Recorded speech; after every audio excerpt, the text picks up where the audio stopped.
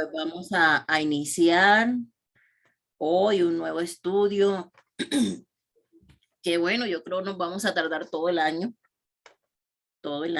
con este estudio porque eh, el Antiguo Testamento es bastante largo, bastante eh,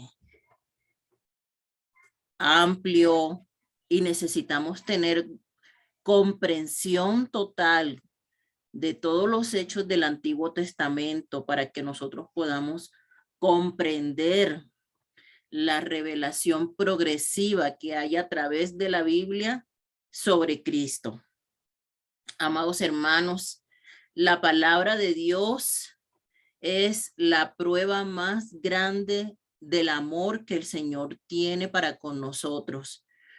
Por eso nos preocupamos y tratamos de motivarles a que escudriñen la palabra de Dios, a que conozcan la palabra de Dios, porque no hay otro libro en el mundo entero que pueda producir vida en nuestro ser.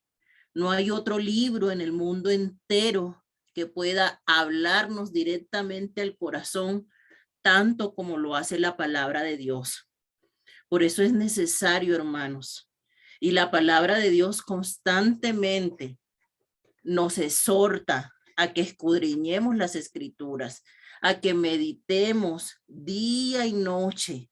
En Josué, el Señor nos manda a que nunca se aparte de nuestra boca el libro de la ley, sino que de día y de noche meditemos en él, para que guardes y hagas conforme a todo lo que en él está escrito, y entonces harás prosperar tu camino y todo te saldrá bien. Mucha gente anda por ahí buscando la clave del éxito. Mucha gente anda por ahí matándose, ¿verdad? Trabajando a sol y sombra, buscando el éxito y la bendición. Pero ¿sabes cuál es el secreto del éxito? El secreto del éxito está ahí en Josué 1:8, en escudriñar la palabra de Dios, en no apartarnos de los mandamientos de Dios, en vivir la palabra, en amar la presencia. Allí está el secreto del éxito. No hay otro, hermanos. No hay otra fórmula.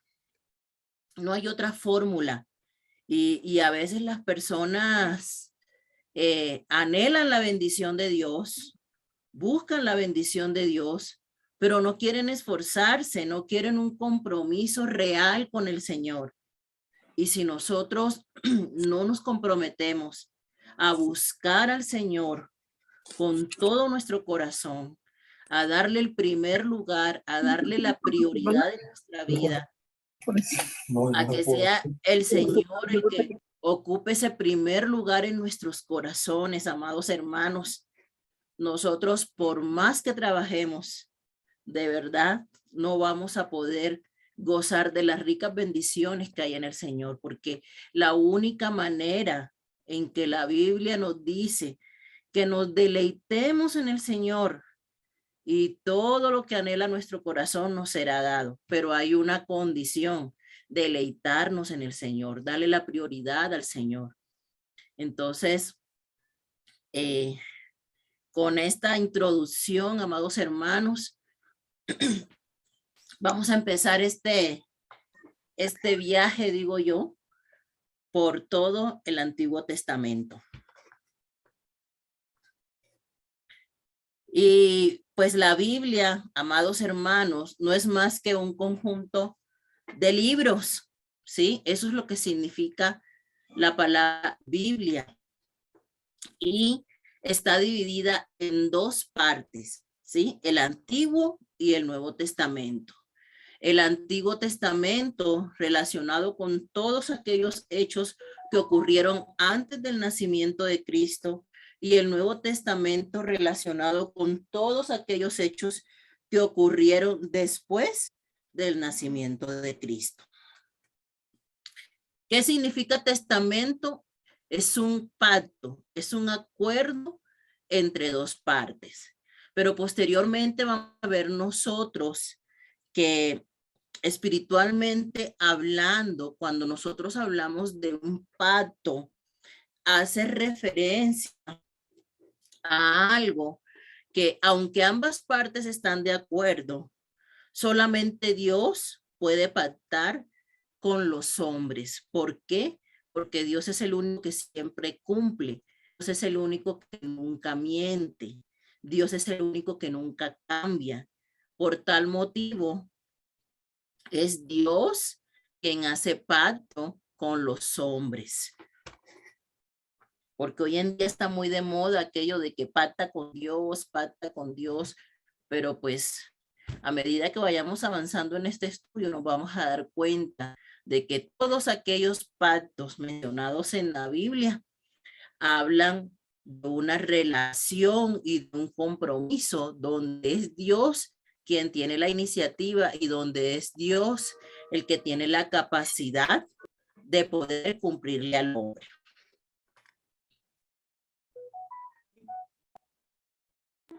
Buenas noches, pastora. Buenas noches, hermana. Ahora, hermanos,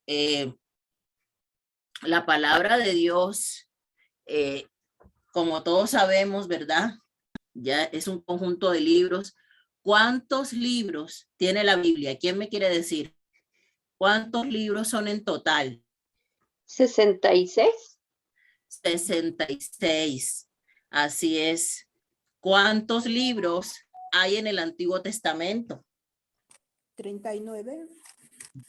¿Y cuántos libros tiene el Nuevo Testamento? 27. 27. 27. Muy bien. Eso es básico, ¿eh?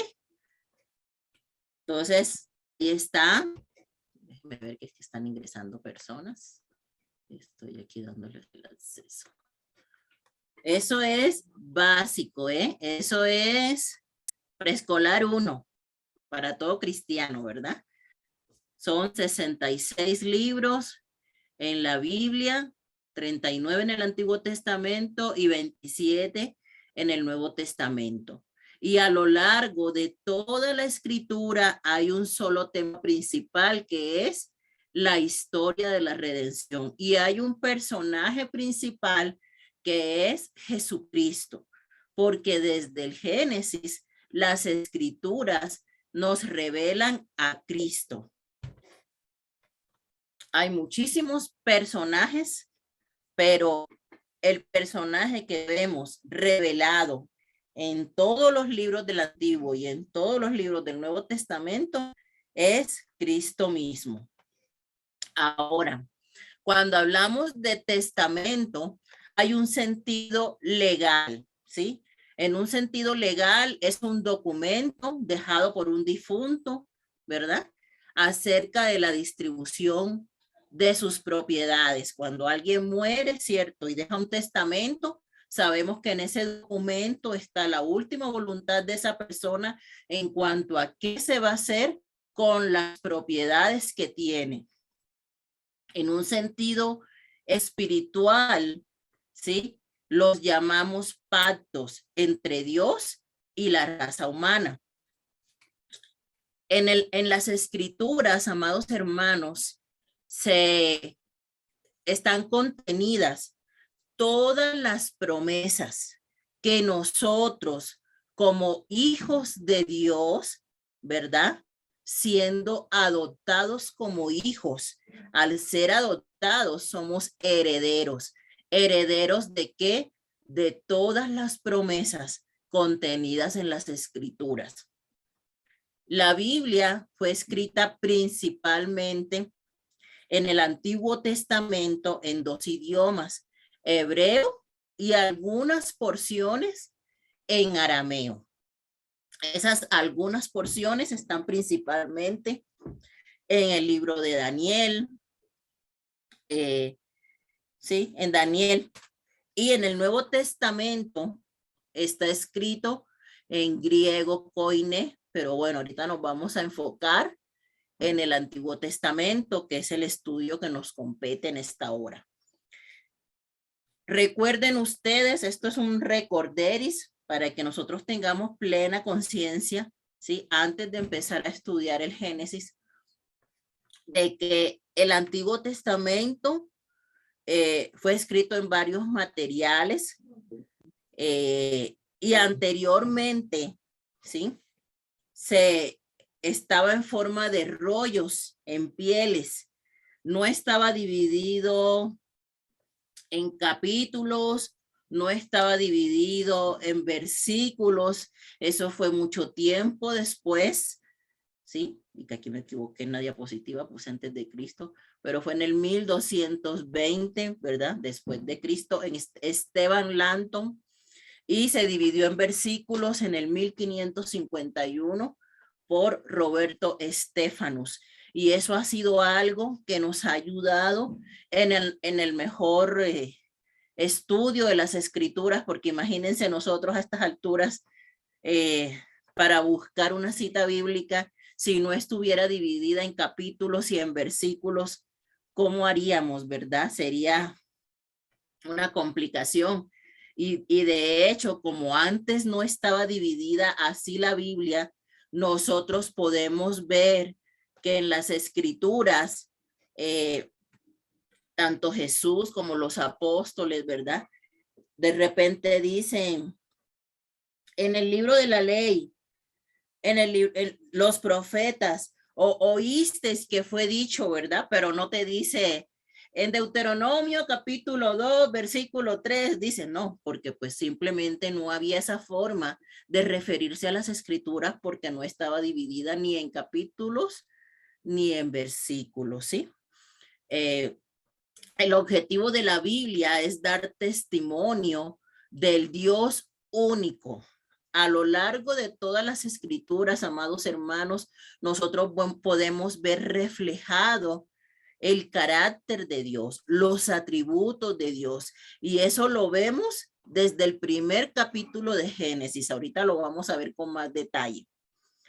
La Biblia nos da testimonio de un Dios que es creador, de un Dios que es quien sustenta, quien sostiene el universo con su poder, con su mano, ¿sí? Y todo fue hecho por medio de Jesucristo y para gloria de nuestro Dios.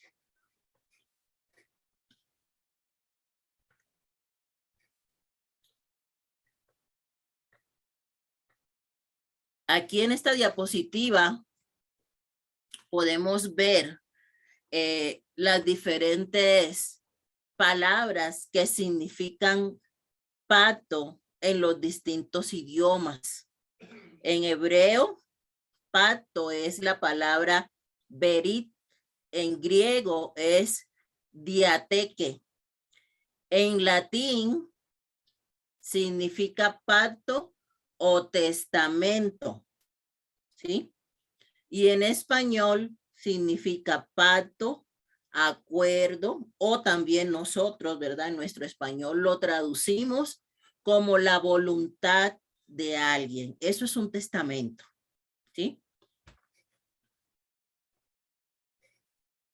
Aquí tenemos explicado cómo se divide la Biblia hebrea. Los hebreos nada más dividen su Antiguo Testamento en tres partes. Y para ellos, el Antiguo Testamento no tiene 39 libros, tiene 24 libros, ¿sí? Para ellos, la Biblia, en el Antiguo Testamento, se divide en la ley, los profetas y los escritos. La ley es la Torá, los profetas es Nevijín y escritos es Ketubín. La ley, como pues muchos de nosotros ya sabremos, ¿verdad? Contiene los 5 primeros libros de la Biblia, lo que nosotros conocemos como el Pentateuco. Génesis, Éxodo, Levítico, Números y Deuteronomio. Ellos incluyen algunos libros que para nosotros en nuestra Biblia habitual se incluyen dentro de los libros históricos, para ellos están contenidos en la división de los profetas. Ellos incluyen dentro de los profetas Josué, Jueces, el primer y el segundo libro de Samuel, que es un solo libro para ellos, no está dividido como en nuestras Biblias en un libro y en dos partes, sino que para ellos, lo que para nosotros es primer y segundo libro de Samuel, para ellos es un solo libro. Lo que para nosotros es primero y segundo libro de Reyes, para ellos es un solo libro. Isaías, Jeremías, Ezequiel, y tienen otro libro que son los 12 profetas menores, que como todos sabemos en nuestra Biblia están separados y son literalmente 12 libros de los profetas menores. Para ellos todos esos profetas menores están incluidos en un solo libro. Y los escritos, que incluyen parte de lo que nosotros conocemos como los libros poéticos, ¿sí? Está Salmos, Proverbios, Job, Cantar de los Cantares y Eclesiastés, pero aparte también incluyen libros históricos. Está también Ruth, Lamentaciones, Esther, Daniel, Esdras y Nehemías. Es un solo libro en la Biblia hebrea, y el primero y el segundo libro de Crónicas es un solo libro también, no está dividido en la Biblia hebrea. Entonces, si usted algún día tiene la oportunidad de ver una Biblia hebrea, va a ver que solamente son 24 libros. Y como es la escritura hebrea, esa escritura va de derecha a izquierda, no es como nuestra escritura habitual, ¿verdad? Que es de izquierda a derecha, ellos escriben al revés, ¿no? Entonces, lo contrario que nosotros. Entonces, todos estos son datitos que antes de empezar a estudiar necesitamos conocerlos. Ahora, ¿cómo se dividen esos 39 libros del Antiguo Testamento? En nuestra Biblia cristiana, bueno, pues tenemos primero que todo la ley o Pentateuco, que es para lo que es para los judíos la Torá, ¿sí? Está incluido los 5 primeros libros, Génesis, Éxodo, Levítico, Números y Deuteronomio. Esta parte de la Biblia la conocemos como Pentateuco simplemente porque eran 5 rollos, ¿sí? Entonces, por el hecho de ser 5 rollos, se le conoció posteriormente cuando se tradujo la primera Biblia de hebreo a griego, se le conoció como Pentateuco, porque eran 5 rollos, 5 libros. Después tenemos los 12 libros históricos, Josué, Jueces, Ruth, 1 y 2 Samuel, 1 y 2 Reyes, 1 y 2 Crónicas, Esdras, Nehemías y Esther, ¿sí? Luego vienen los 5 libros poéticos, Job, Salmos, Proverbios, Eclesiastés y Cantar de los Cantares. Luego vienen los libros proféticos, que son 4 profetas, pero son 5 libros. Isaías, Jeremías, Lamentaciones, Ezequiel y Daniel, ¿sí?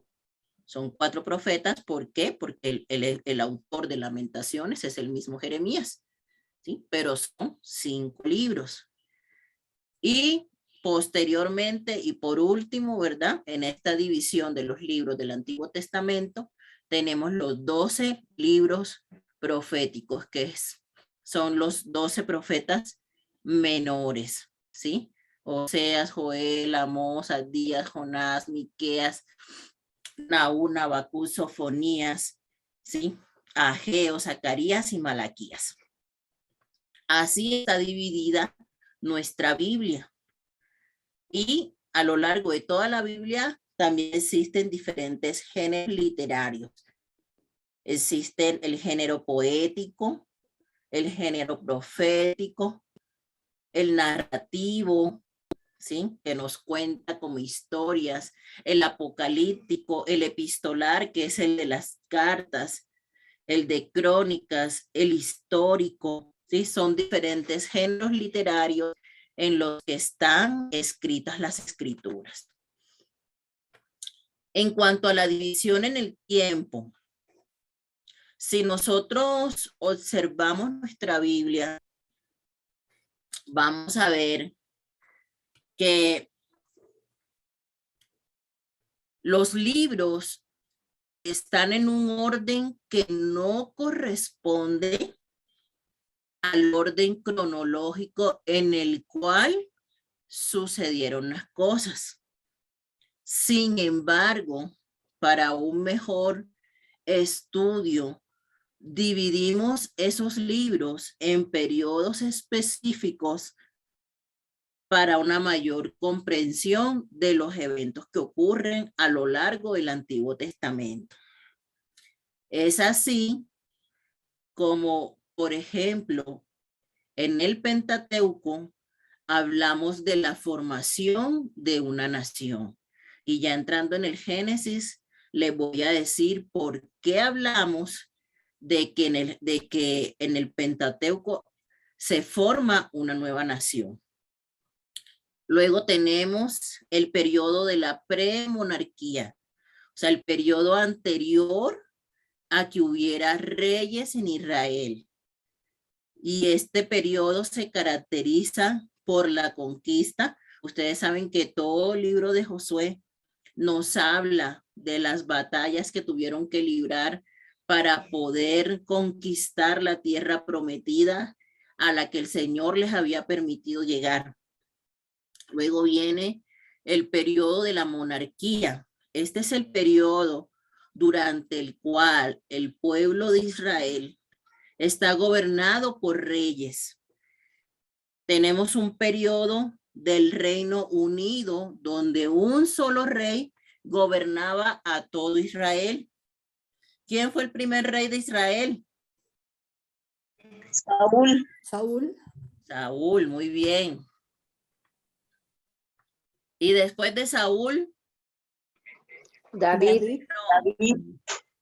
David. Y después de David, Salomón. Salomón, su hijo. Muy bien. Entonces, nosotros vemos que en este periodo de la monarquía había un solo rey que gobernaba en todo el territorio de Israel, pero posteriormente, debido a varias situaciones que se suscitaron, el reino se dividió, la tierra se dividió, ¿verdad? Y las 10 tribus del norte tuvieron un rey y las tribus del sur tuvieron otro rey. A eso le llamamos el periodo del reino dividido, ¿sí? Porque mientras había un rey en el norte, había otro rey en el sur. Por eso se le conoce así. Y fueron aproximadamente 20 reyes, tanto en el norte como en el sur. Y posteriormente vino el juicio de Dios, ¿sí? Tanto para el reino del sur como para el reino del norte. Y los habitantes del reino del norte fueron conquistados ¿por quiénes? Por los de Asiria. Muy bien, hermana. Por Asiria, ¿sí? Y los del reino del sur fueron conquistados ¿por quiénes? Por Babilonia. Muy bien. Ustedes me van a ayudar a dar la clase porque todo esto ya lo deben saber. Y posteriormente, ellos duran 70 años cautivos en Babilonia.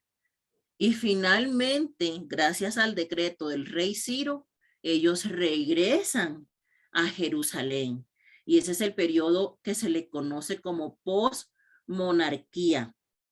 En este periodo de regreso del exilio y restauración espiritual de Israel, están los eventos que se nos cuentan en los libros de Esdras, Nehemías y Esther. Ahora, ¿y los profetas? ¿Dónde quedan en medio de todo esto? Porque no los mencioné. ¿Te acuerdas, Benja? ¿Dónde quedan los profetas en medio de toda esta división? Obviamente hubo profetas que profetizaron en los tiempos de, bueno, desde cuando se dividió el reino, unos profetizaron en el reino del sur, otros en el norte, otros en ambos. Ahí es donde están los profetas, entrarían ahí en el Reino Unido y dividido. Así es, gracias, Benja. La mayoría de los profetas profetizaron durante ese periodo de la monarquía, cuando el reino estaba dividido. Nosotros vemos profetas desde el Pentateuco. Sin embargo, la mayoría de esos profetas que nosotros vemos en el libro de Samuel, por ejemplo, los profetas que le hablaron a David, no fueron profetas que escribieron. Los profetas escritores, la mayoría de ellos están durante el tiempo del reino dividido. Al igual que los profetas, los 12 profetas menores, la mayoría de ellos, ¿sí?, profetizan durante el periodo del reino dividido, y algunos como Zacarías, Ageo, ellos profetizan en el periodo de la posmonarquía o retorno, ¿sí? Entonces, es importante que nosotros sepamos esto, porque a veces pensamos que así tal cual como están escritos los eventos en la Biblia sucedieron, pero realmente cronológicamente, si nosotros hiciéramos un estudio cronológico, no podríamos estudiar los libros así en ese mismo orden en que aparecen en nuestra Biblia, ¿sí? Pero bueno, les decía al comienzo de este estudio que toda la palabra de Dios nos revela a Cristo. Nosotros vamos a ver que a lo largo de las escrituras hay una revelación a la cual se le llama la revelación progresiva, porque en el Antiguo Testamento vamos a observar lo que son tipos de Cristo. Ese es un término hermenéutico. ¿Y qué quiere decir eso? Que es una prefigura o una figura de Cristo en el Antiguo Testamento, ¿sí? Entonces vamos a ver, no se preocupen, eso lo vamos a ir aprendiendo con calma, no llevamos prisa, ¿verdad? Eso lo vamos a ir aprendiendo, que a lo largo del Antiguo Testamento hay tanto personajes como eventos que representan a Cristo mismo, porque todo el Antiguo Testamento es una sombra de lo que habría de venir. Entonces, en Génesis vemos a Jesús, ¿dónde? En la creación. Ahorita les voy a decir dónde, ¿sí? Porque de pronto alguno dirá, ¿cómo que Jesús en la creación? Sí, Jesús estaba, acuérdense ustedes, que el Señor, ¿verdad? Uno de sus atributos es que Él es eterno. Él es el alfa y la omega.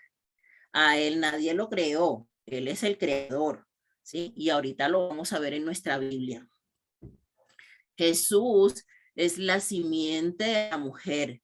La primera profecía mesiánica está en Génesis 3:15. Ahorita lo vamos a ver, no se preocupen, ahorita que entremos ya al Génesis como tal, ¿sí? Vamos a ver también que Jesús es está representado en la ofrenda que Dios proveyó en lugar de Isaac, cuando el Señor le dijo a Abraham, lleva a tu hijo, a tu único hijo, ¿sí? Y haz un holocausto. Ese evento nos está representando a Cristo, ¿sí? Recuerdan ustedes que el ángel de Jehová dijo, detén tu mano, no le hagas daño al muchacho. Dios se proveerá de carnero para el holocausto, ¿sí? Esto nos está representando el sacrificio de Cristo, ¿sí? También José siendo rechazado, vendido por sus hermanos y levantado desde el foso, desde la cisterna donde sus hermanos lo echaron al trono, igual nos representa a Cristo. El cetro de Judá, del cual habla Génesis, nos representa a Cristo.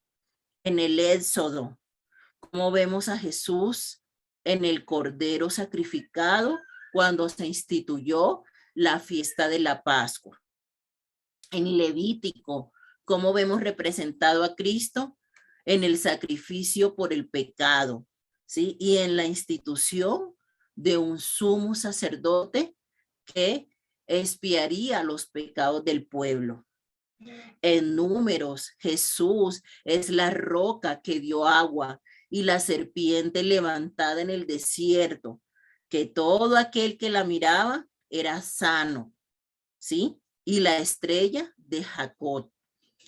En Deuteronomio, Jesús es el profeta futuro como Moisés. Bueno, ahora ustedes me van a ayudar. En Ruth, ¿cómo vemos a Jesús en Ruth? En el libro de Ruth. ¿Qué se les ocurre? Sería Jesús el Redentor. Así es, Jesús es nuestro pariente redentor, ¿sí? En Josué, ¿cómo vemos a Jesús?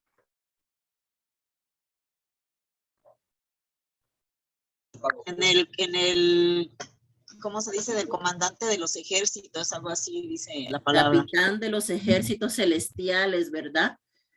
Que habló con Josué, es Jesús. Y así sucesivamente, amados hermanos, ¿sí? Aquí lo tenemos en Josué, el príncipe del ejército del Señor, en Jueces, el juez que nos liberta de la opresión, en Ruth, nuestro pariente cercano redentor, en el primer libro de Samuel, el ungido, en el segundo libro de Samuel, el hijo gobernante de David, en Reyes y Crónicas, nuestro rey gobernante davídico, en Esdras, el que restaura a Israel, en Nehemías, el que reconstruye nuestros muros rotos, en Esther, el que protege a su pueblo, en Jod, nuestro redentor que vive para siempre. ¿Qué dijo Jod? A pesar de sus múltiples pruebas, yo sé que mi redentor vive. En el Hijo del Hombre, el crucificado, nuestro pastor, el Rey de Gloria, el Señor de David, nuestro sacerdote y Rey. En Proverbios, nuestra sabiduría. En Eclesiastés, el gran predicador. En Cantar de los Cantares, el señalado entre 10,000, el amado de nuestra alma. En Isaías, Emanuel, hijo de la Virgen, admirable, consejero, Dios fuerte, Padre eterno, príncipe de paz, el siervo sufriente, el conquistador ungido. En Jeremías, el Señor, justicia nuestra, el que trae el pacto nuevo. En Lamentaciones, el hombre de dolor. En Ezequiel, el que se sienta sobre el trono. En Daniel, la piedra no hecha con manos.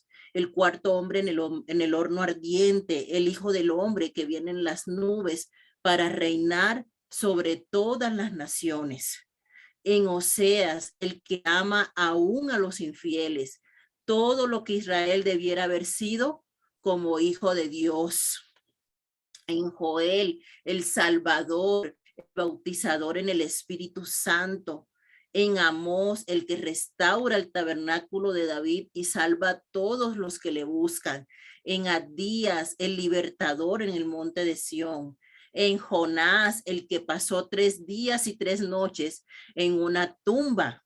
Ciertamente Jonás estuvo en un pez, pero eso está representando ¿a qué?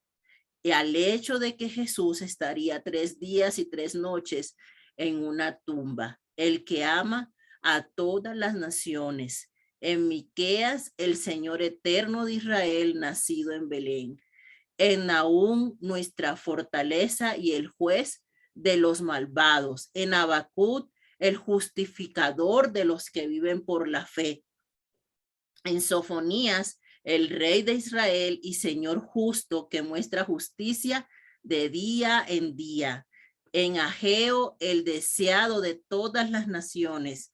En Zacarías, el rey humilde cabalgando sobre un asno, el que fue traicionado por 30 piezas de plata, el que fue traspasado, por el cual Jerusalén llorará, el pastor que fue herido, el Señor que partirá el monte de los olivos. Y en Malaquías, el sol de justicia que trae salvación en sus alas. ¿Sí ven? Como todo el Antiguo Testamento nos revela a Cristo. En todo el Antiguo Testamento, a pesar de que no había iniciado el ministerio de Cristo en la tierra, se nos revela progresivamente a Cristo desde Génesis hasta Malaquías.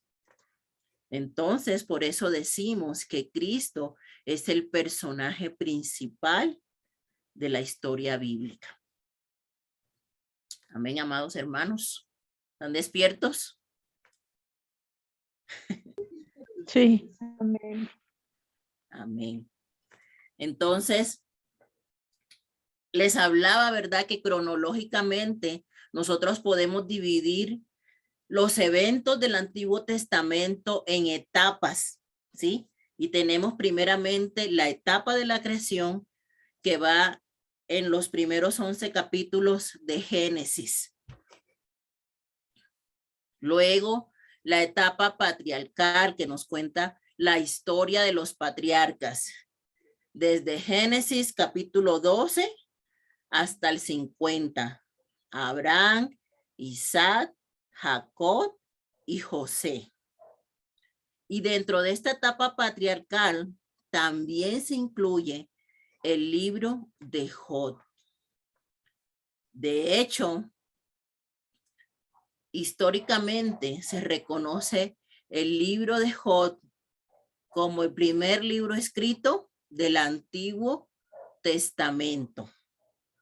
A pesar de que nosotros vemos a Job muy alejado, ¿verdad?, del Génesis dentro de la clasificación de los libros poéticos, cronológicamente es de los primeros libros, ¿sí? Porque esos eventos sucedieron más o menos al mismo tiempo que están ocurriendo los eventos de Génesis capítulo 12 al 50.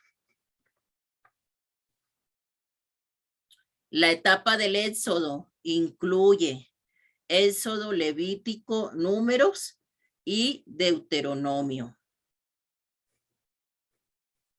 ¿Sí? Luego viene la etapa de la conquista.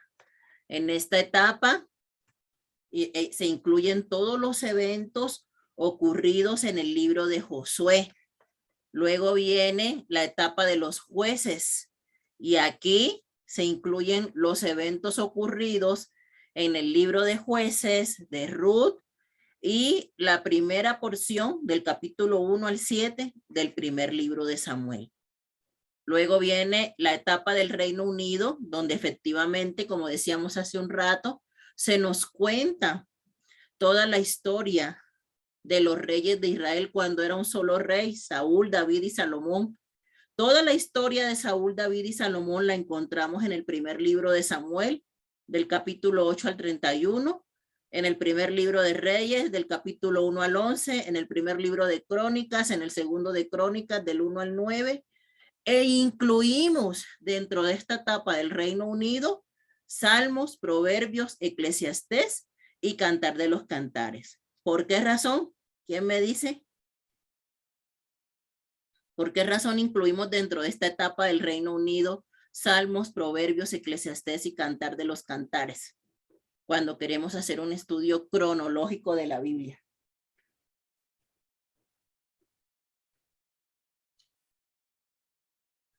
¿No? ¿Nadie se anima? Por ejemplo, los salmos, pues se le atribuyen son contemporáneos del rey David. Ujú. Parte se le atribuyen a ellos, fue en esa etapa en la que se debieron haber escrito. Por Así ejemplo, el es. libro también obviamente fue en la etapa del rey Salomón. Así es. ¿Y Eclesiastés? ¿Quién lo escribió? Eclesiastés, si no más recuerdo, también Salomón. fue Salomón. Salomón. ¿Y Cantar de los Cantares? Salomón. Salomón.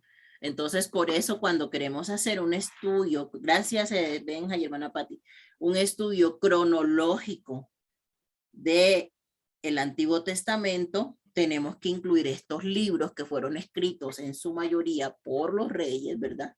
David y Salomón, dentro de este periodo o esta etapa del Reino Unido, ¿sí?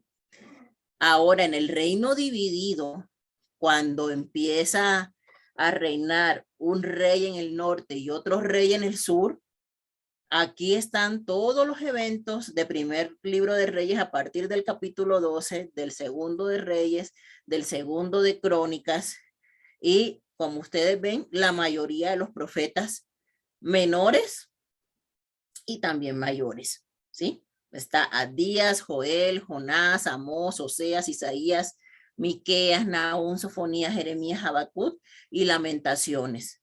Más o menos en ese orden cronológico, ¿sí? Están escritos esos libros de los profetas, tanto mayores como menores, porque ellos profetizaron algunos para el reino del sur y otros para el reino del norte. Por eso los ubicamos dentro de este periodo.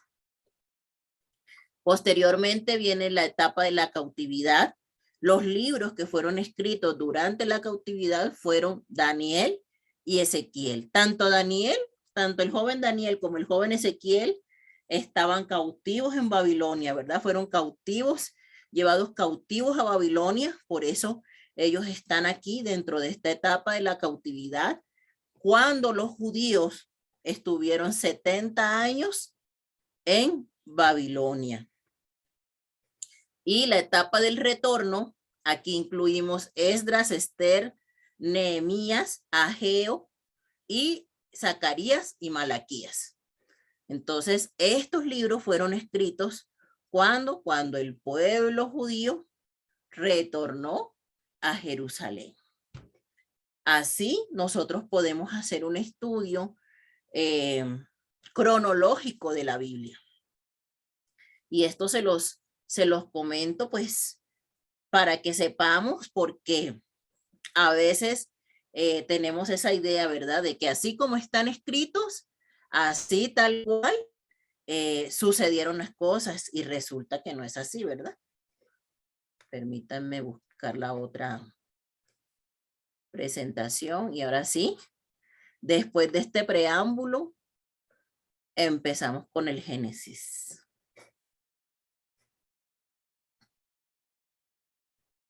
Vamos a ver.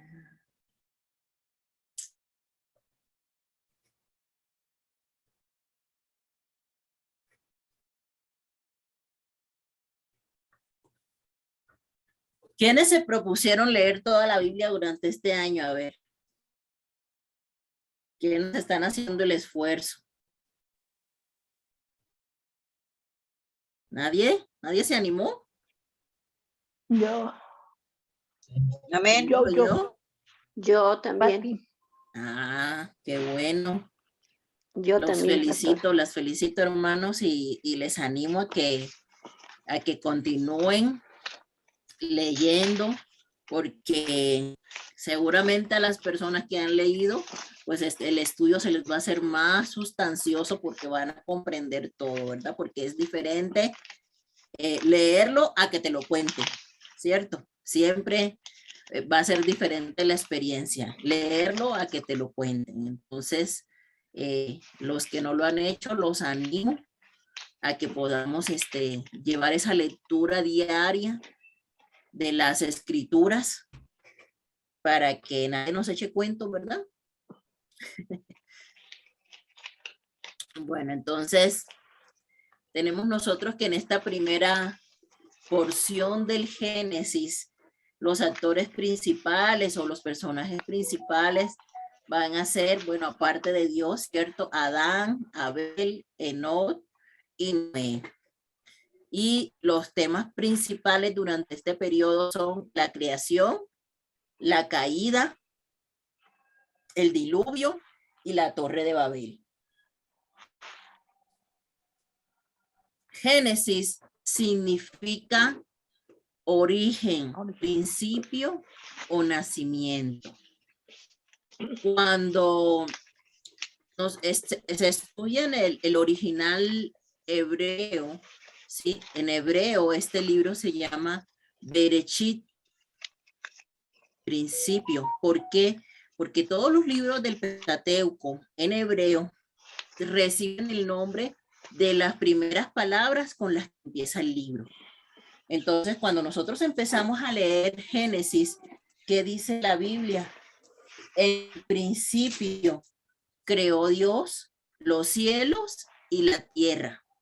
Entonces, como dice en el principio, ¿sí? Que en el original hebreo en el que está escrito el Antiguo Testamento es Bereshit, ¿sí? Eso es lo que significa Génesis. Ese nombre se le dio cuando se tradujo la Biblia del hebreo al griego. Génesis significa entonces origen, nacimiento, comienzo, ¿sí? Todo lo que implica la generación de algo. ¿Quién es el autor de Génesis? Pues el autor de todo el Pentateuco, de todos los primeros 5 libros de la ley, es Moisés. Y la Biblia misma da testimonio de eso, ¿cierto? Jesús mismo dice, conforme a la ley de Moisés. Entonces, hay evidencia interna de que fue Moisés quien escribió el Pentateuco. ¿Cuándo lo escribió? Pues no se sabe, ¿verdad? No se sabe. Realmente puede ser que se escribió al final de los 40 años, cuando Moisés, ¿verdad? Aún tenía acceso a documentos históricos en la corte de Egipto. Acuérdense ustedes que Moisés era un hombre preparado. ¿Por qué? Porque Moisés fue adoptado por la hija de Faraón y en ese tiempo los egipcios tenían una de las mejores educaciones que había en ese momento histórico.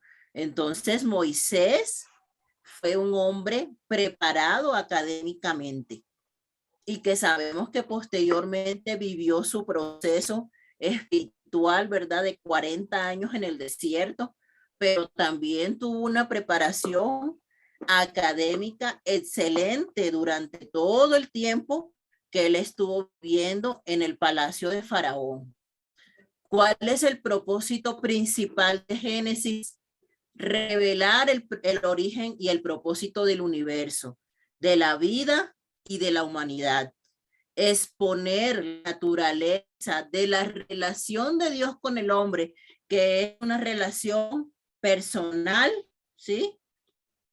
Es una relación concertadora, y en Génesis vamos a empezar a ver los primeros pactos de Dios con el hombre.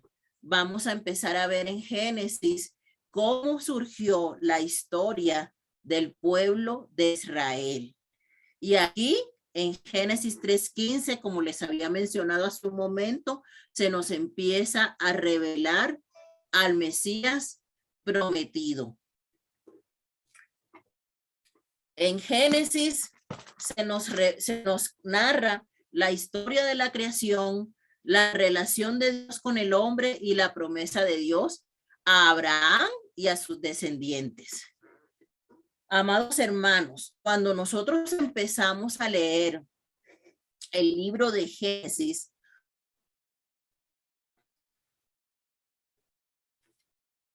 llama la atención en el primer capítulo de Génesis, en el primer versículo, dicen las escrituras, en el principio creó Dios los cielos y la tierra.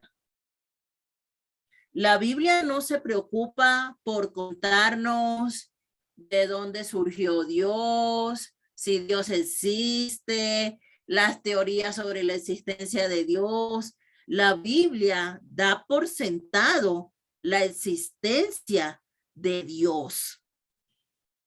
La Biblia no está interesada en que los ateos salgan con múltiples teorías sobre la existencia y los argumentos de Dios. No, señor.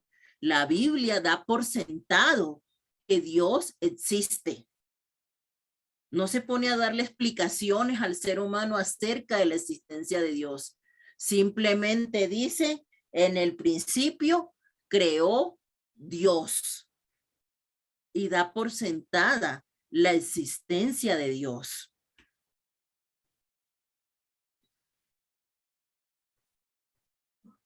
A ver, vamos a esta. Y vamos a leer nosotros en este primer capítulo de Génesis que el Señor durante los primeros días todo lo creó con el poder de su palabra. ¿Sí?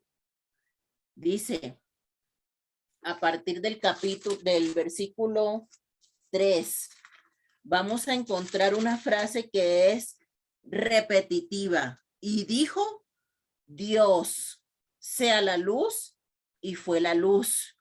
Vio Dios que la luz era buena y separó Dios la luz de las tinieblas y llamó Dios a la luz día y a las tinieblas llamó noche y fue la tarde y la mañana un día. Y luego, ¿qué dice otra vez? Dijo Dios, haya expansión en medio de las aguas y separe las aguas de las aguas. E hizo Dios la expansión y separó las aguas que estaban debajo de la expansión de las aguas que estaban sobre la expansión. Y fue así, y llamó Dios a la expansión cielo, y fue la tarde y la mañana el día segundo. Dijo también Dios, ¿sí? Y aquí ya vamos por el tercer día. Y todo lo que ha ocurrido ha sido ¿cómo? Con el poder de su palabra. Con el poder de su palabra. Porque todo lo que ha ocurrido es que dijo Dios. Dijo Dios. Cuando llegamos al cuarto día,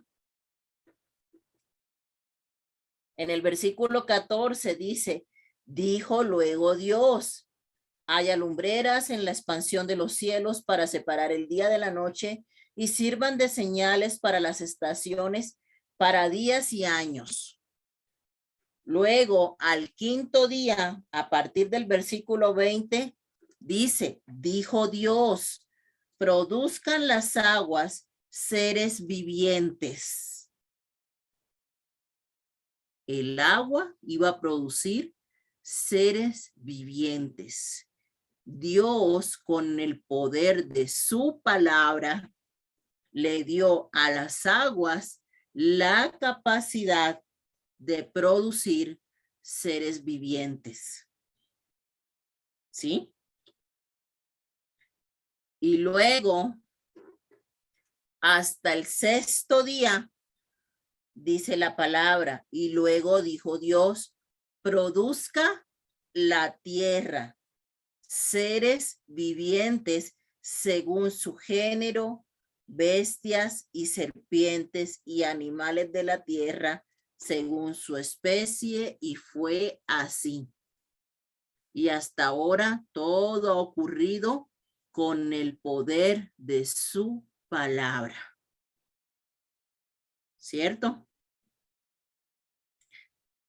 Entonces, en el versículo 26, dijo Dios, hagamos al hombre a nuestra imagen, conforme a nuestra semejanza, y señoree en los peces del mar, en las aves de los cielos, en las bestias, en toda la tierra y en todo animal que se arrastra sobre la tierra.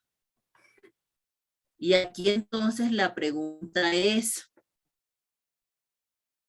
si desde el versículo 1 La palabra está diciendo, dijo Dios, y dijo Dios, y dijo Dios, y dijo Dios. ¿Por qué de repente en el versículo 26 dice la palabra, y dijo Dios, entonces dijo Dios, hagamos? ¿Con quién hablaba Dios? ¿Con quién hablaba Dios? Con Jesús y el Espíritu Santo. Así es. Esta es, amados hermanos, la primera revelación de la Trinidad en el Antiguo Testamento. ¿Sí? Porque allí estaba la Trinidad. La Trinidad, que uno de sus atributos es que es eterna. ¿Sí? No tiene principio, no tiene final. Es un atributo de la Trinidad, la eternidad. Entonces, desde la creación, allí estaba la Trinidad. Allí estaba presente nuestro Señor, porque por Él y para Él fueron hechas todas las cosas, ¿sí?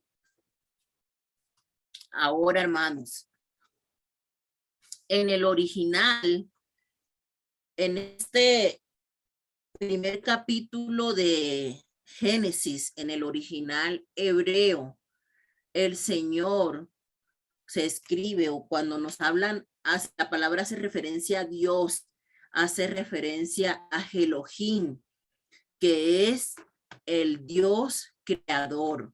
Sin embargo, llama la atención que en hebreo esta es una palabra en plural. ¿Eso qué nos muestra? Que toda la Trinidad estuvo presente durante la creación. ¿Cuál fue la materia a partir de la cual creó Dios? La nada. En el original hebreo, cuando la palabra dice en el principio creó Dios, la palabra para crear es la palabra bara, que significa que el Señor creó de la nada, creó algo nuevo. Entonces, el único que tiene capacidad creadora, capacidad para crear a partir de la nada, es nuestro gran Dios. Él es el único que tiene esa capacidad para crear algo a partir de la nada. Y a lo largo del Génesis, nosotros vemos varios atributos del Señor revelados. El Señor va estableciendo un orden. El Señor es el creador del tiempo, porque desde el comienzo de la creación, el Señor dijo, llamó Dios a la luz día, llamó a las tinieblas noche, y fue la tarde y la mañana un día. Entonces el Señor es creador del tiempo y creó el tiempo para hacer todo dentro de un orden, dentro de un progreso, porque Dios es un Dios de orden. Dios es un Dios que todo lo hace bueno. Dicen las escrituras, al cabo de cada día que el Señor creaba algo nuevo, ¿qué dice la escritura? Y vio Dios que era bueno. Y vio Dios que era bueno. Y vio Dios que era bueno. Porque el Señor no creó nada malo. Todo lo que Dios hizo, lo hizo bueno.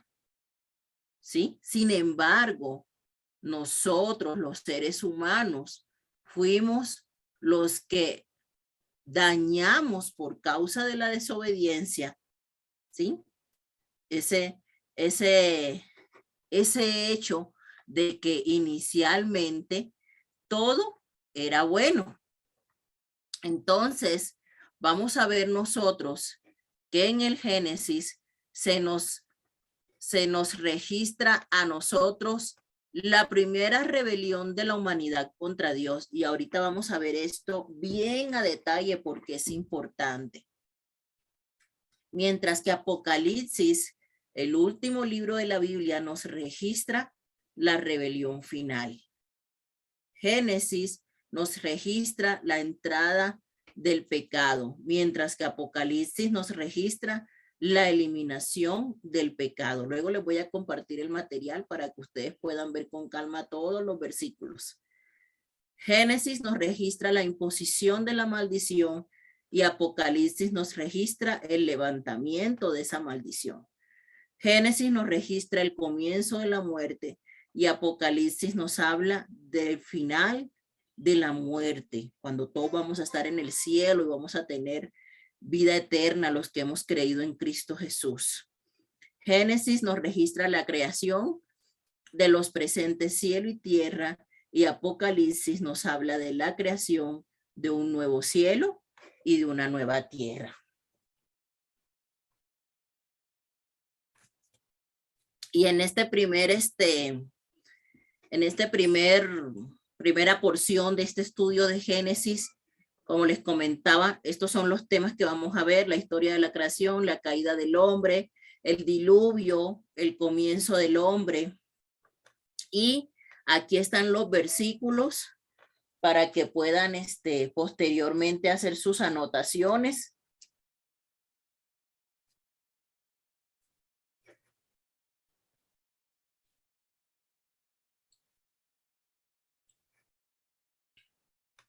Y como haciendo honor a su nombre, vamos a ver que en el Génesis se nos relata el inicio de varias cosas.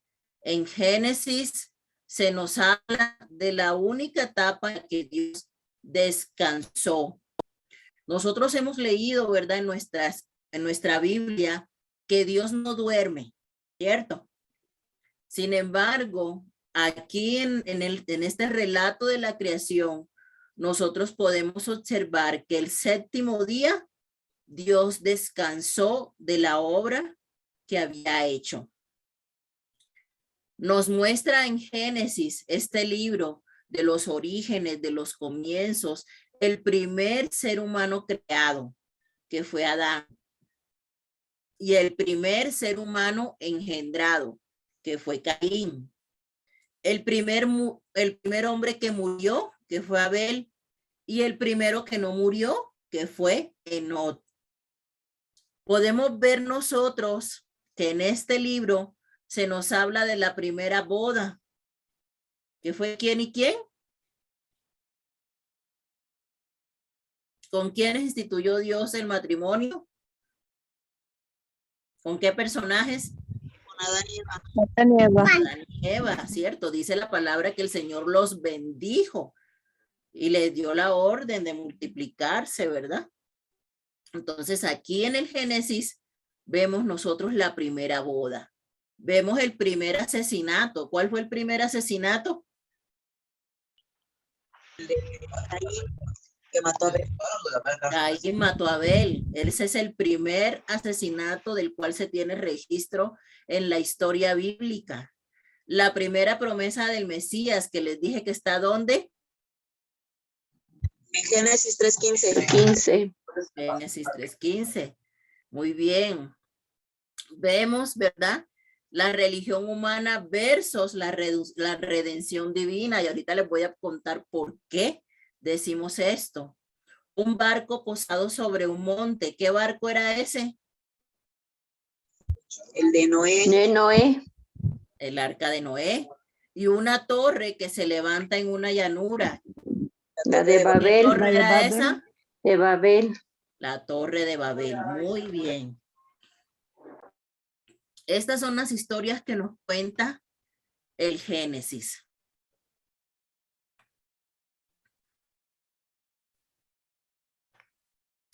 Y vamos ahora sí a entrar más en materia. Dios tuvo propósito, ¿sí? Para la creación. Y el propósito de la creación era preparar un hogar adecuado para el hombre. Nosotros vemos que en el Génesis el Señor acomodó, ordenó todas las cosas de tal manera que el hombre pudiera vivir en ese huerto del Edén y realmente el hombre no iba a tener necesidad de más nada.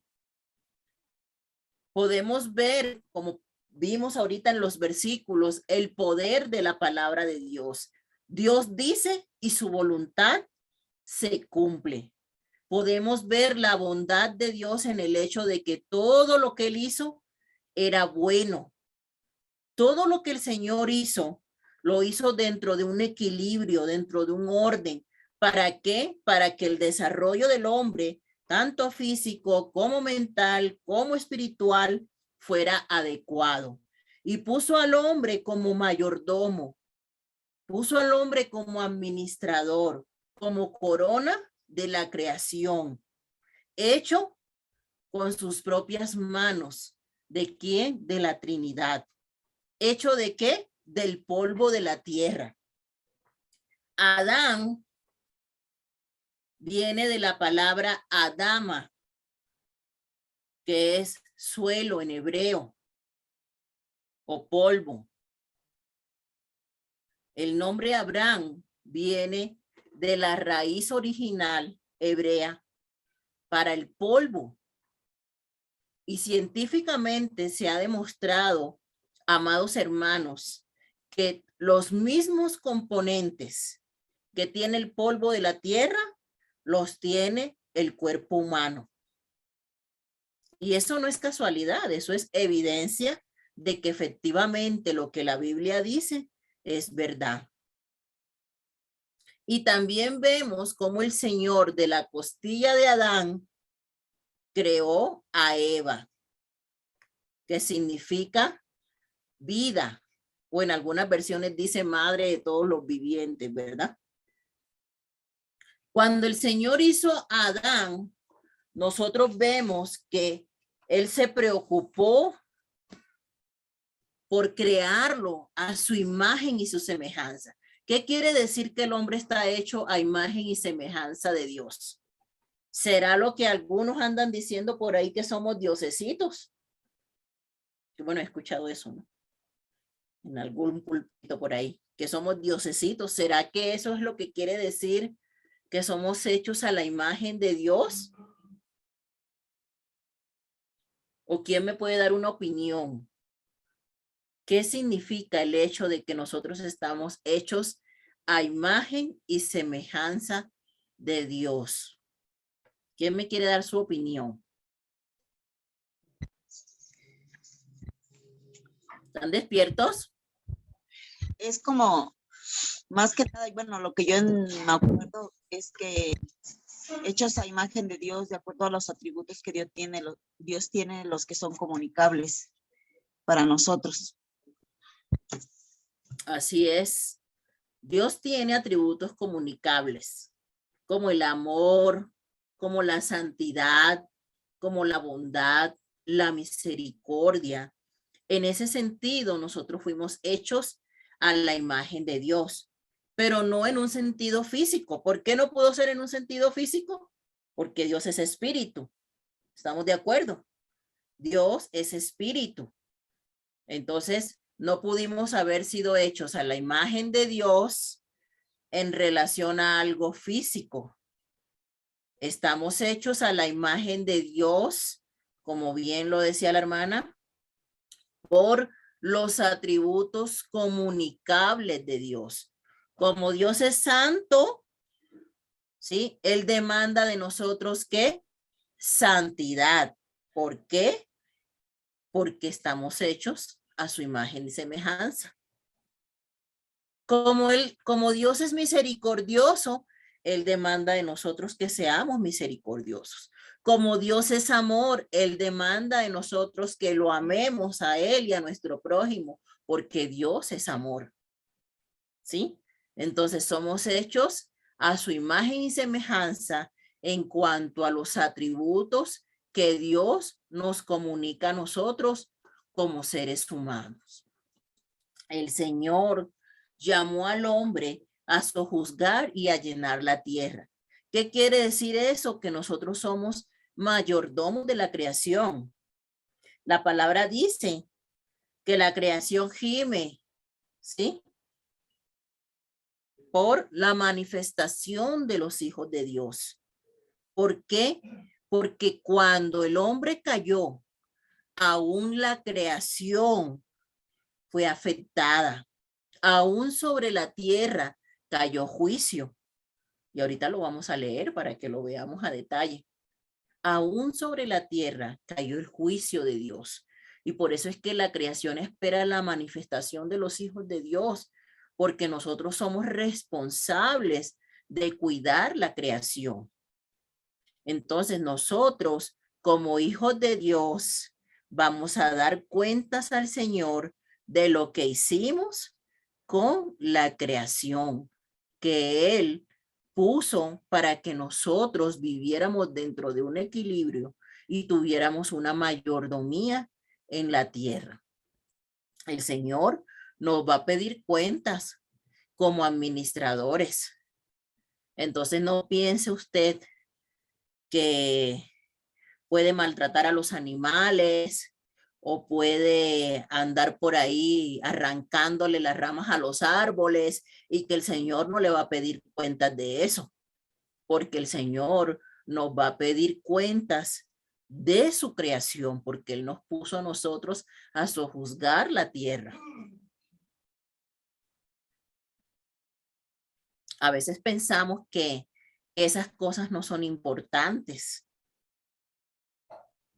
pero nosotros como hijos de Dios estamos llamados a cuidar la creación del Señor, no a dañarla, no a maltratarla, no a echar basura en el mar para que se ahoguen los delfines. Nosotros estamos llamados a tener una correcta administración sobre la creación. El hombre fue exhortado a disfrutar de todo lo que había en el Edén, menos una cosa: el árbol de la ciencia, del conocimiento, del bien y del mal. Al hombre se le dio un trabajo, porque a veces las personas piensan que el trabajo es castigo de Dios, ¿no? O así nos ha enseñado la canción, ¿verdad? Que el trabajo lo hizo Dios como castigo. Pero déjenme decirles que antes de que el hombre cayera, el hombre tenía trabajo. ¿O es que acaso el hecho de tener mayordomía sobre la creación, sobre los animales, no era un trabajo? Claro que sí. El hecho de ponerle nombre a todos los animales, ¿acaso no era un trabajo? Imagínense si nosotros, cuando vamos a tener un hijo, duramos meses buscando el nombre. ¿No creen ustedes que Adán también tuvo que esforzarse para ponerle nombre a todos los animales? Entonces, claro que el hombre tenía un trabajo. ¿En qué consistió el castigo o el juicio? En que ahora ese trabajo fatigaría al hombre, ¿verdad? Pero no quiere decir que el trabajo sea un castigo, porque muchos cristianos viven bajo esa concepción, que no quieren trabajar porque piensan que el trabajo es un castigo de Dios. Pero el trabajo no es castigo, el trabajo es una bendición de Dios. Entonces, amados hermanos, al hombre en el Edén se le dio una esposa y se instituyó así la primera familia.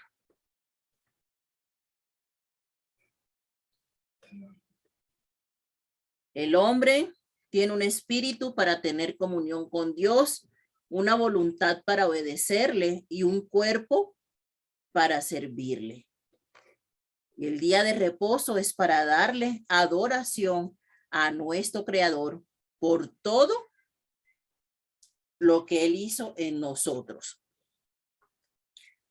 Y vemos nosotros en el Génesis el primer matrimonio. Y el Señor da unas indicaciones específicas. ¿Será que el Señor le dijo a Adán, Adán, voy a hacer 100 mujeres para que sea feliz porque con una no es suficiente? ¿Dice eso su Biblia?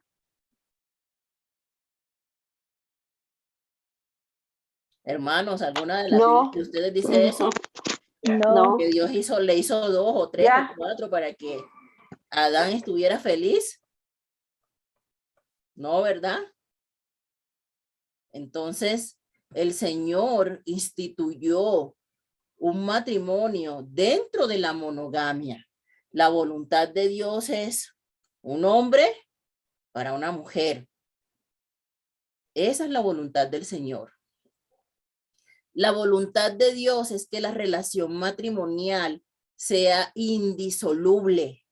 El Señor le dijo a ellos, ¿verdad?, que el hombre dejaría a padre y madre, ¿cierto? Y que los dos, el hombre y la mujer, iban a ser una sola carne. Entonces, alguna vez leí en un libro una ilustración que un matrimonio es cuando pegas, como cuando pegas unas hojas, o sea, dentro de la bendición de Dios, ¿verdad? El Señor hizo esa unión y al intentar separarlas, las 2 hojas se van a romper y se va a causar un daño. Y no es la voluntad de Dios que las partes salgan dañadas. Al contrario, la voluntad del Señor es que ese matrimonio permanezca unido para siempre. Esa es la voluntad del Señor. Y que el matrimonio esté en esa estrecha comunión con el Señor. Porque cuando el Señor hizo a Adán y Eva, no los dejó solitos, Él estaba con ellos ahí. Había una relación con Dios. Entonces el Señor es ese cordón de 3 dobleces. Necesitamos a Dios en nuestros matrimonios. Necesitamos al Señor en nuestro matrimonio para que el propósito de Dios se cumpla en esa familia. Y vemos en las Escrituras, en este relato de la creación, que el Señor formó a la mujer, ¿verdad?, a partir de una de las costillas del varón. Y encontré esta frase que me llamó la atención. Dice, la mujer no fue formada de la cabeza del hombre para que no ejerciera dominio sobre él, ni de sus pies para que fuera pisoteada, sino de su costado para ser igual que él y cerca de su corazón para ser amada por él. De igual forma, las oraciones de la mujer protegen el corazón de su esposo. Entonces, en el Señor, todo tiene un propósito, amados hermanos. Nada es al azar ni por casualidad. Sin embargo, nosotros leemos a partir del capítulo 3 la narración de la tentación que Satanás le hizo al hombre. Y quiero que vayan a su Biblia y que lo leamos porque aquí hay varios detalles que nosotros necesitamos analizar.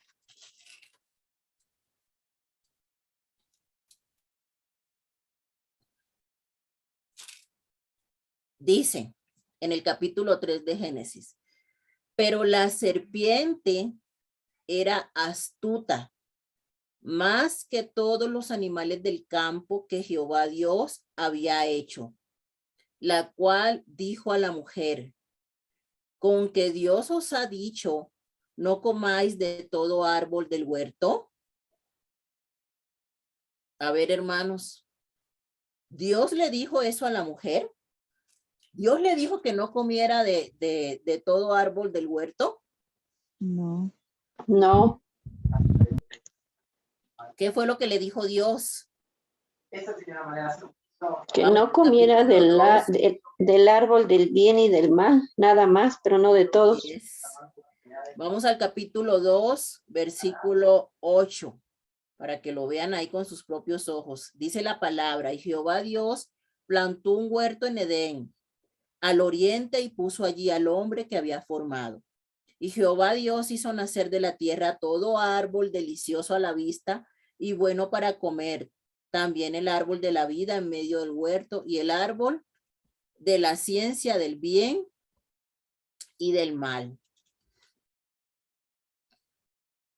En el 16 dice, y mandó Jehová Dios al hombre diciendo, de todo árbol del huerto podrás comer, mas del árbol de la ciencia del bien y del mal no comerás, porque el día que de él comieres ciertamente morirás.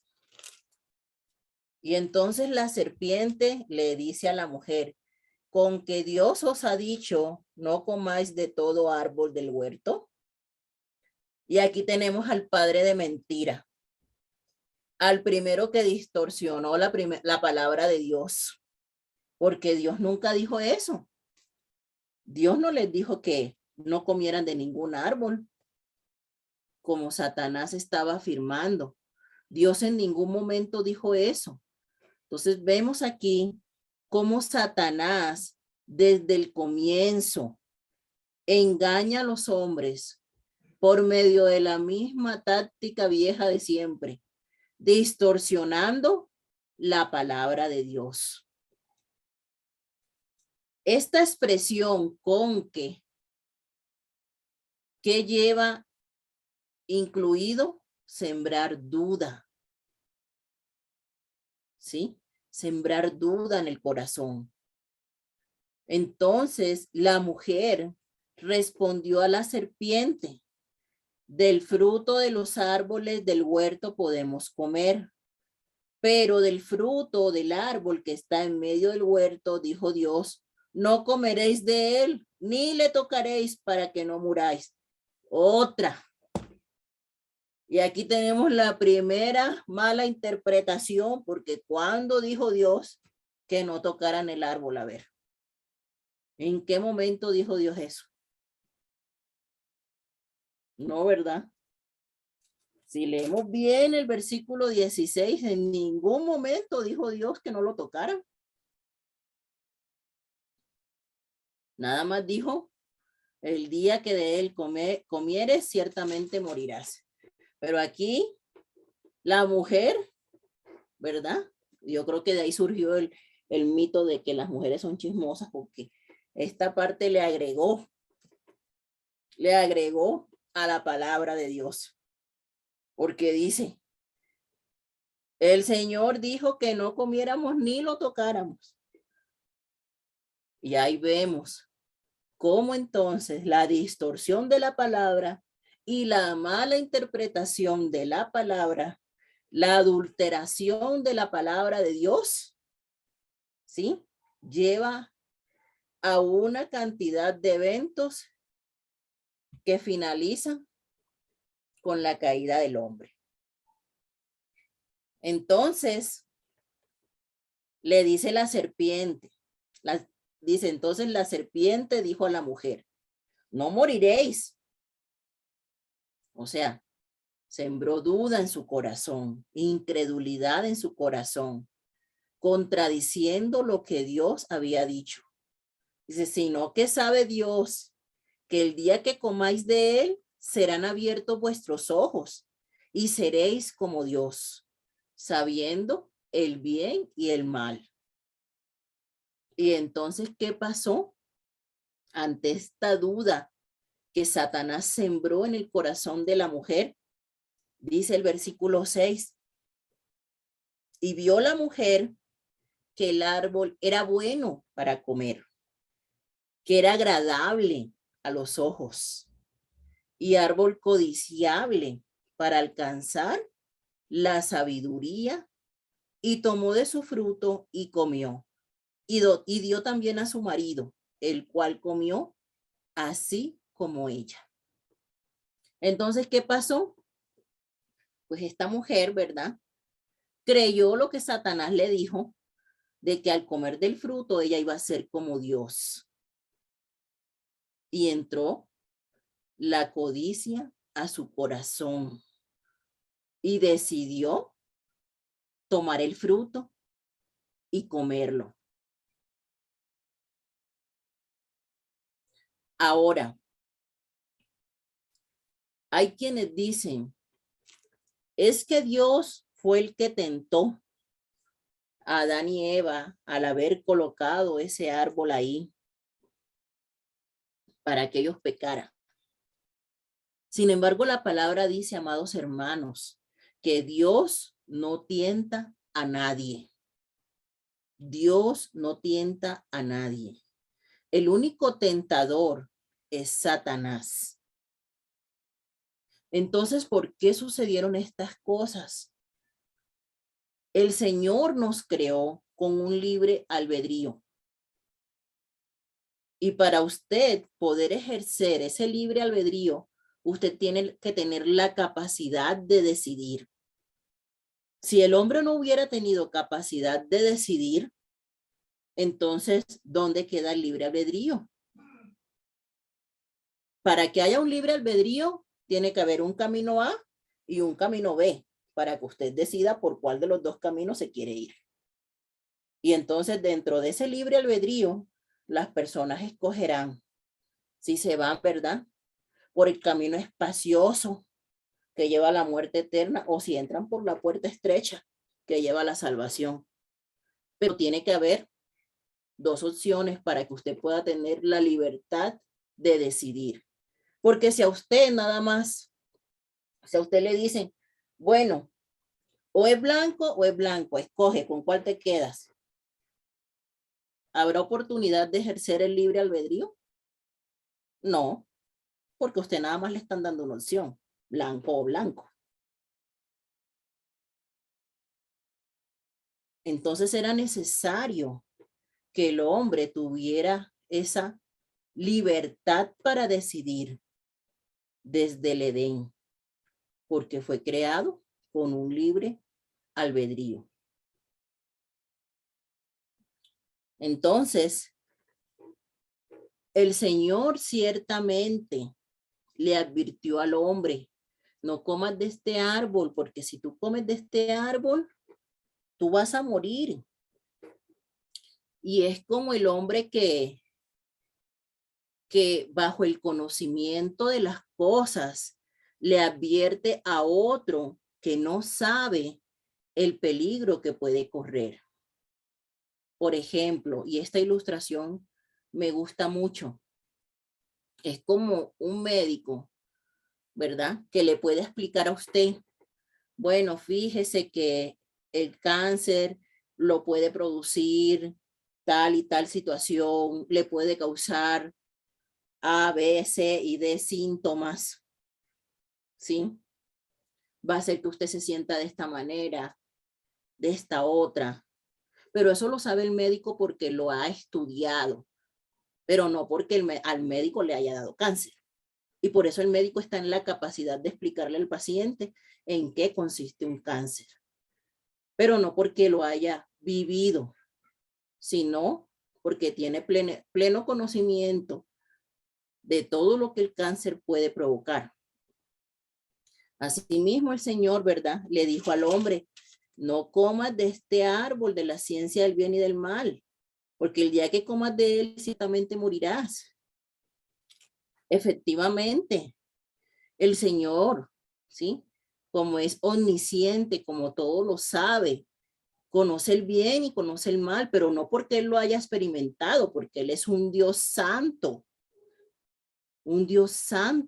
que no comete pecado, pero claro que sabe lo que es el pecado y las consecuencias que produce.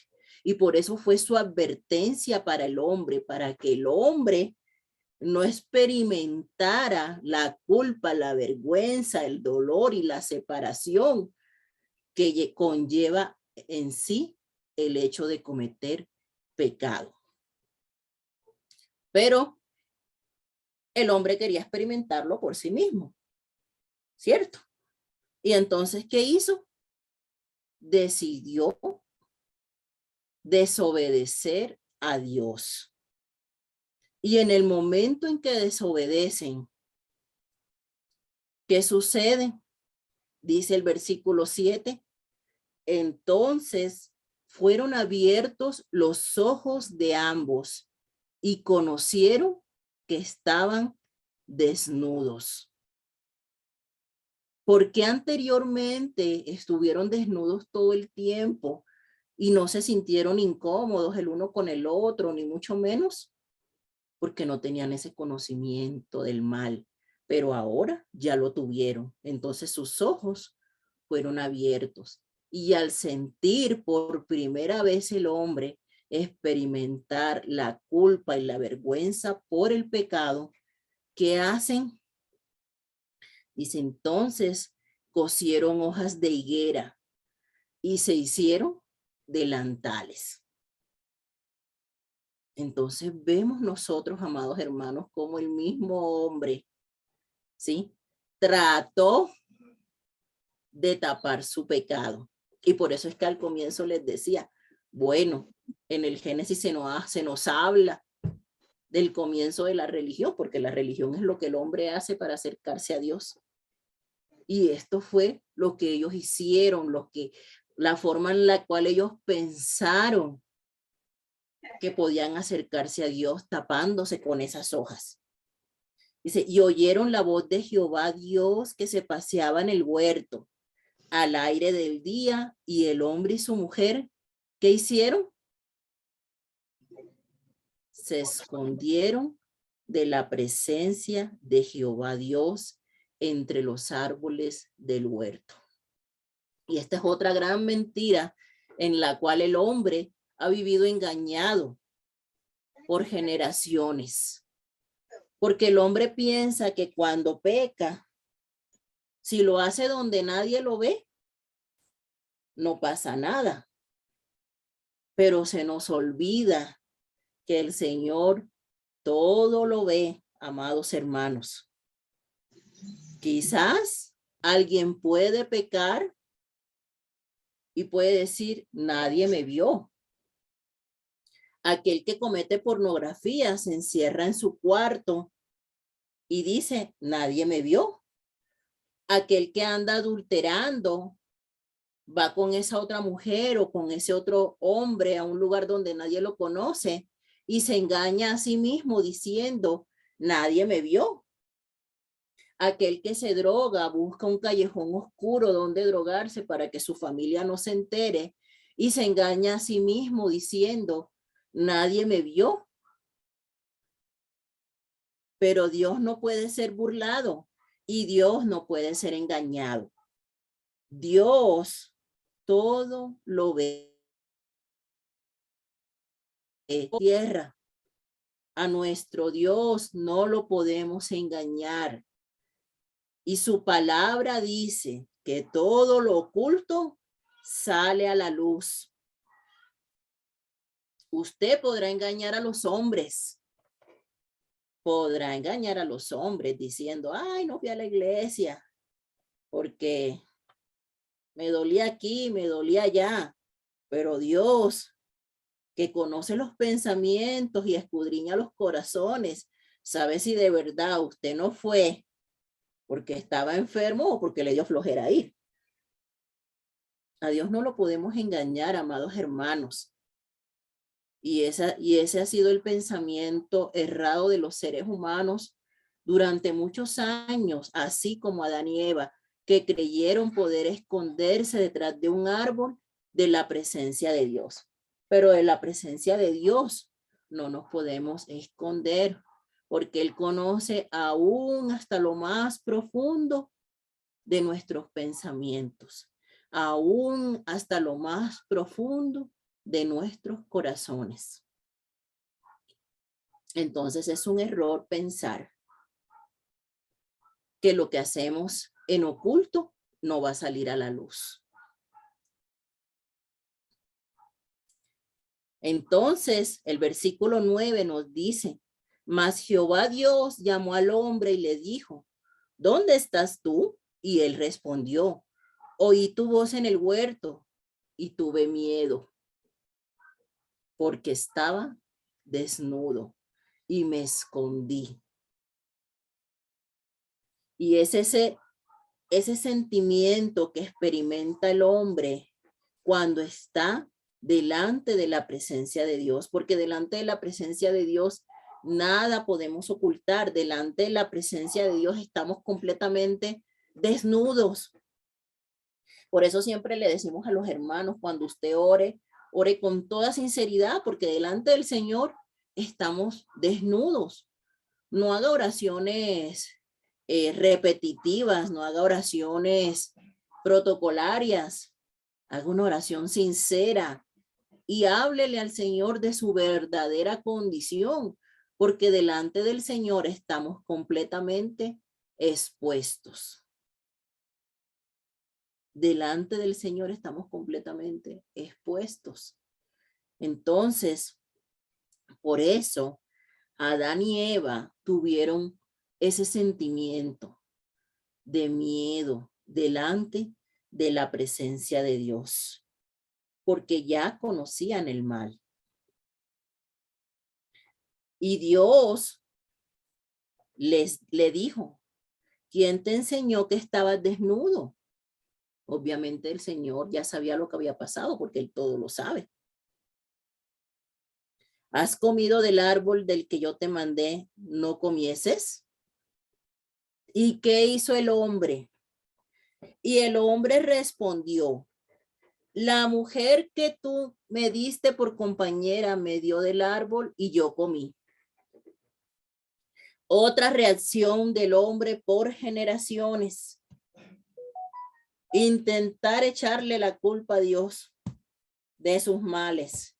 Intentar echarle la culpa a otros por sus errores y no aceptar sus propias culpas. Siempre que alguien se equivoca, hay un culpable. Siempre que alguien se equivoca, otra persona tiene la responsabilidad de lo que nosotros hicimos. Pero no tenemos la valentía de aceptar nuestros propios errores. No tenemos la valentía de ser sinceros aún con nosotros mismos y decir, yo me equivoqué, yo tomé una mala decisión, yo hice esto malo, yo actué mal. Porque al final del día, antes de pecar, en nuestro propio corazón, en nuestra propia mente, surgió ese deseo de hacer el mal y decidimos hacer el mal. Entonces, ¿por qué querer echarle la culpa a otro? Si es grosero en su trabajo, no, porque es que el jefe me trata mal. Si alguien roba, no, porque es que necesito llevar comida para mi casa y por eso tuve que robar. Siempre el hombre ha buscado justificarse por sus malas acciones delante de Dios. Sin embargo, aunque el hombre quiera justificarse, cada quien es responsable de sus propios actos y cada quien va a pagar una consecuencia o va a sufrir una consecuencia por sus propios actos. Entonces Jehová Dios dijo a la mujer, ¿qué es lo que has hecho? Y dijo la mujer, la serpiente. O sea, nomás empezaron a tirarse la bolita, como diríamos aquí, ¿verdad? El hombre le echó la culpa a la mujer le echó la culpa a la serpiente miró para los lados y no encontró a quien echarle la culpa. Y empezaron a lanzarse la bolita. Y es lo que sucede siempre que el hombre peca. Si se droga, es que porque cuando yo era niño, mi papá me pegaba, mi mamá me maltrataba. Si se emborracha, es que mi mamá me abandonó. Siempre alguien tiene la culpa, menos nosotros mismos. Siempre alguien tiene la culpa. La misma actitud de Adán y Eva. Sin embargo, eso, aunque echemos 1000 culpas y repartamos 1000 culpas, eso no nos exonera del juicio divino. Si nosotros nos reconocemos nuestros errores y nos arrepentimos. Porque ellos en ningún momento reconocieron su error. Ellos en ningún momento se adjudicaron para sí mismos el error cometido. ¿Qué hicieron? Desplazar la culpa hacia otro. Y Jehová Dios dijo a la serpiente: por cuanto esto hiciste, maldita serás entre todas las bestias y entre todos los animales del campo. Sobre tu pecho andarás y polvo comerás todos los días de tu vida.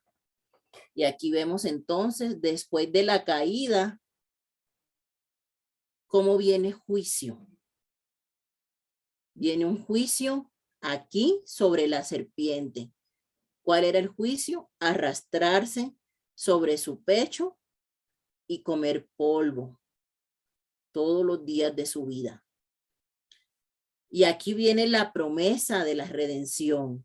Dice, y pondré enemistad entre ti y la mujer, y entre tu simiente y la simiente suya.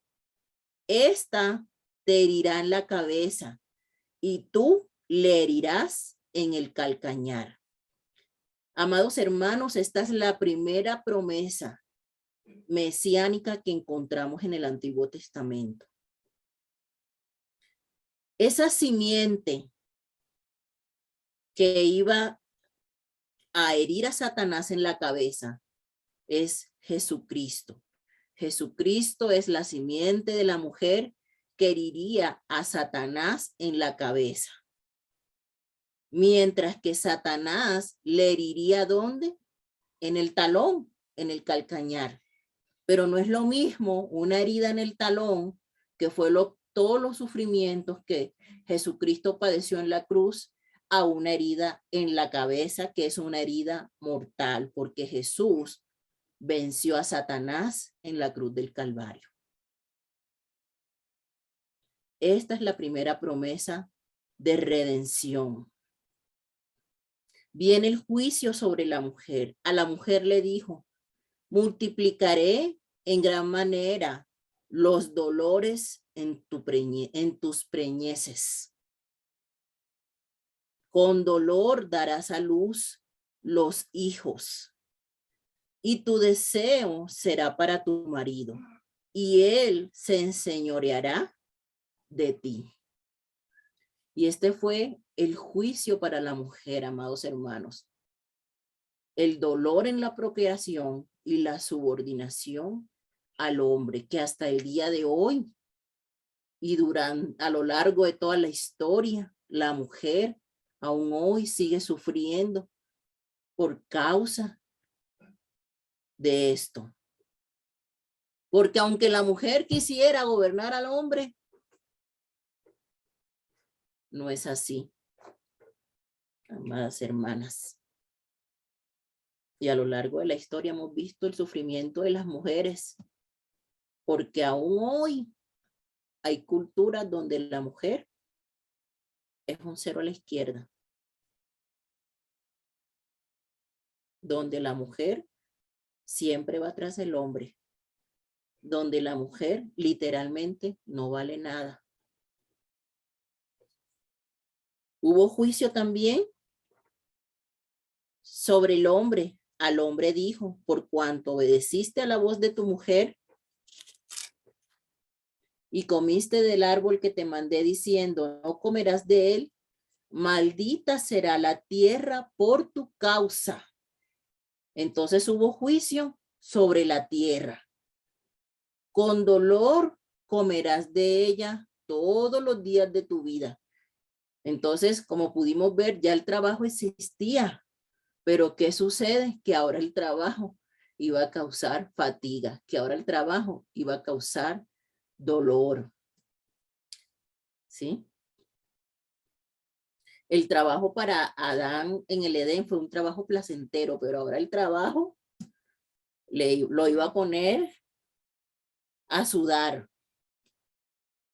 el juicio sobre la tierra, espinos y cardos te producirá y comerás plantas del campo.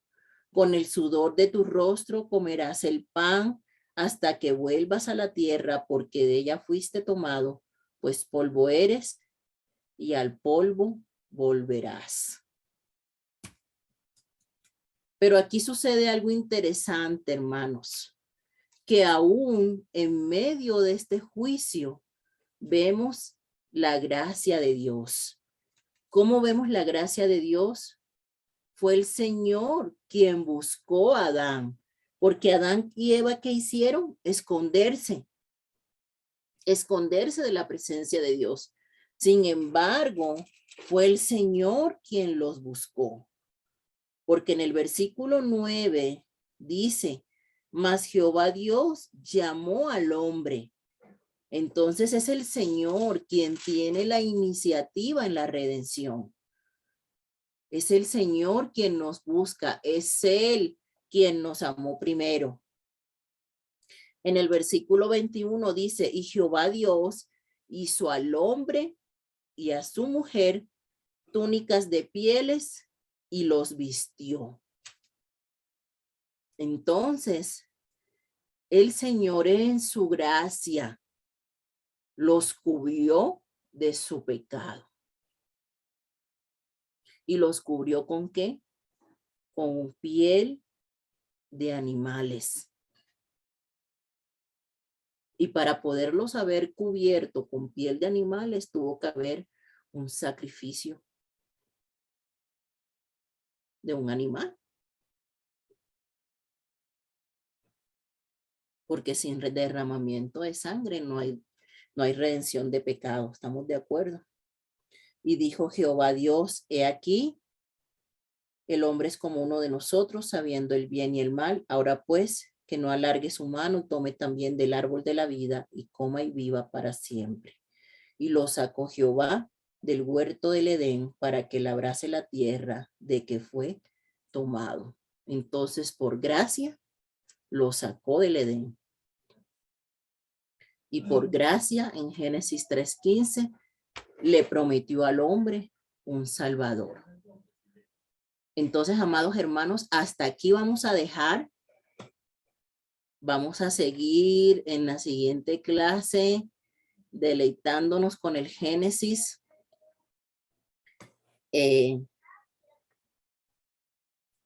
bueno, espero que